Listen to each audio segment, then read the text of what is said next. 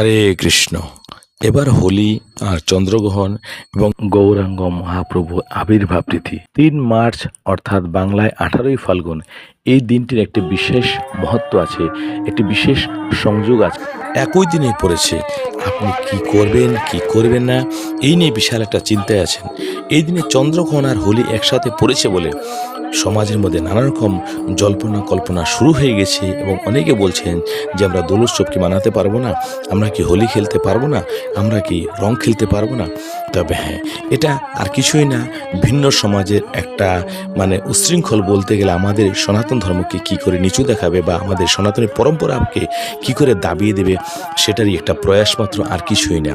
সেদিন শ্রীমন মহাপ্রভু আবির্ভাব তিথি, সেদিন অবশ্যই বৈষ্ণব সমাজ পালন করবেন, অবশ্যই সমস্ত মানুষ এটা পালন করার চেষ্টা করবেন। সমগ্র রাজ্য জুড়ে, সমগ্র দেশ জুড়ে এবং পৃথিবী জুড়েও সমস্ত ভক্ত